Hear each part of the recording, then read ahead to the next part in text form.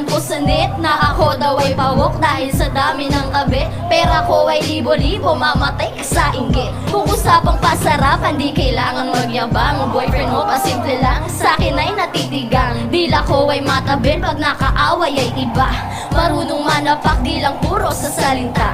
Mahusay din sa kama, yun ang sabi ng iba. Huling lalaking tumikim, tumirik ang mata. Di ako bayaran pero mapapabayad ka. Sa'yo akong bahala, patayo o pahiga. Malamang sa malamang kalimutan mong taken ka. Sa oras na madaling ka ng titig na malagkit, pasadagta. Ibang klase ang dating, sa pormahan magaling. Talagang nakakaakit ang pangalan ko siya.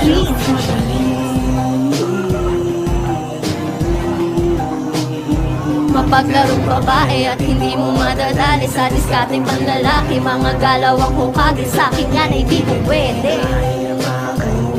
Makagantin sa dinulot ng nakaraan. Mga taong nanakit at naging dahilan kung bakit ang dating Shereen ay binalo sa mga mamahal, hindi na ko sa'kin yan. Marami akong kalandian pero di na pagpilahan. Pili lang ang lalaking pwede kong makatabi. Basta't maraming pera, naka-auto maghatid. Maraming balawit, sabay sa uso ang damit. Kung ano ang gusto ko, di na kailangang mangulit. Susuka ka ng pera kung gusto mong ma-date. Di ako yung babaeng madali mong ma-date.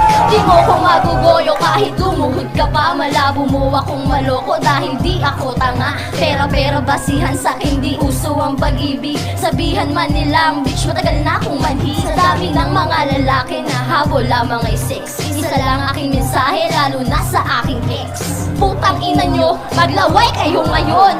Ako si Shereen, yung sinayang nyo noon.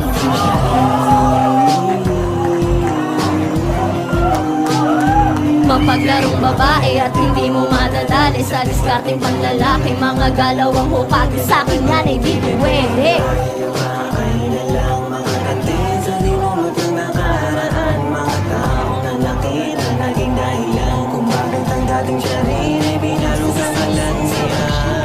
Kaya kung ako nagawa to, yung magmahal nga ng sabay-sabay nagagawa ko. Tapos sasabihin ng iba kung bakit daw nagbago. Anong magagawa ko? Ayoko nang maloko.